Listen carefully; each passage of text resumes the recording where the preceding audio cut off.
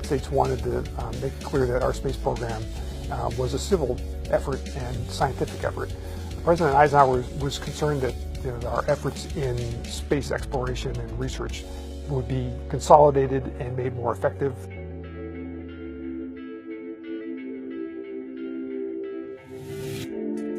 NACA is to become part of a new agency, the National Aeronautics and Space Administration. You can be justly proud of the fact that your past achievements have made NACA the choice of all governmental agencies out of which to build the new agency.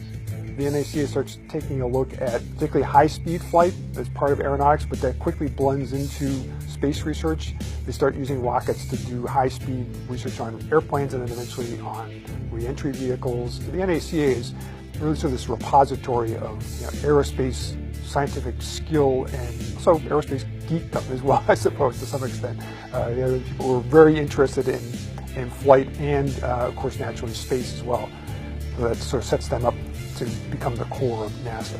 So the transition between the two organizations was like seamless in that sense. The technicians were superb. The people that you had mentoring you were just superb. So with the early days, then the attitude was still, let's get the job done. NASA must be like NACA in the qualities of strength and character that make an organization great.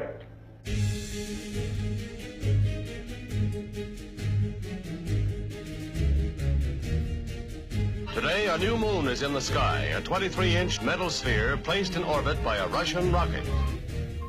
Political pressure builds rapidly in the United States. And there are hearings in Congress, there's calls for the United States to do something dramatic, and a lot of pressure gets put on Vanguard. The first American attempt with a Vanguard rocket was a failure.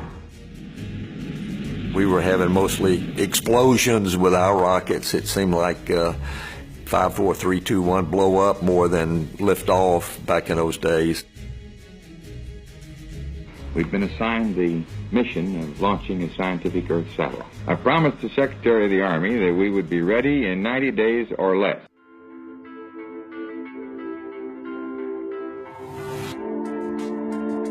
The news media had found out about the fact that we were going to launch a satellite, and I heard there was something like 200 news media came in. At one time they measured the jet stream wind at 227 miles an hour over the Cape. Well, of course, it would have driven the rocket off course. Range safety would have blown it up immediately.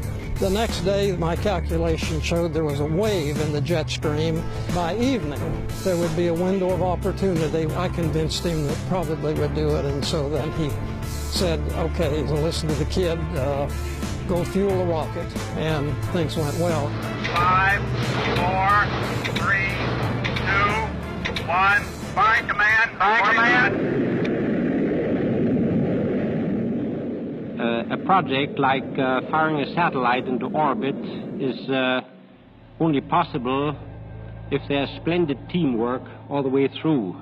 There were scientists all around the world that were dedicated to trying to understand the planet better. And this is what Explorer 1 was really designed for.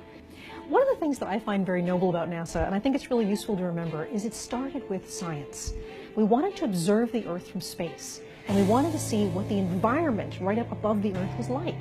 And this is the incredible thing. The first time we venture up there, we discover something completely unexpected, the Van Allen radiation belts. And there were these radiation belts of particles from the sun trapped in our magnetic field. We hadn't even guessed that they were there yet. The purpose of the work is a scientific one, and it's very nearly pure scientific experimentation. The more we understand about our the nature of our astronomical environment and about our own Earth, it's quite likely the more we'll be able to do about it and do with it.